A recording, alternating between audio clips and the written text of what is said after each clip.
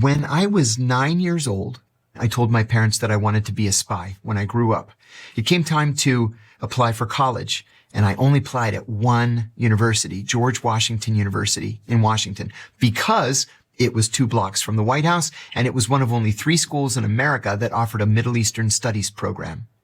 I was one of only 4 people in that brand new Middle Eastern Studies program. I stayed for a master's degree in legislative affairs with a focus on foreign policy analysis. I was taking a class in that program called The Psychology of Leadership. It was taught by an eminent psychiatrist named Dr. Gerald Post. And he gave us an assignment one day where we had to shadow our bosses. We had to just follow our bosses for a week. Your bosses? Yeah, I worked at a labor union called the United Food and Commercial Workers Union. And so we were just supposed to follow our boss around for a week and then write a psychological profile. I used dozens of, footnotes from psychology texts. And I ended up saying that he was a sociopath with psychopathic and possibly violent tendencies. And, I had these citations. I passed the paper in. Dr. Post gives it back to me a week later, gave me an A, and then he wrote, "Please see me after class."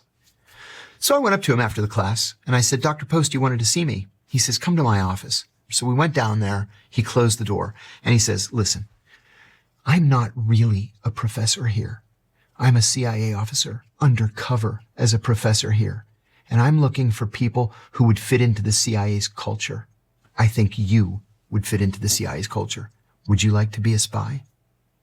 And I said, "Yes, I would." He picked up the phone and called a number and he said, "Bob, this is Jerry. I've got a good one for you. Do you have some time?"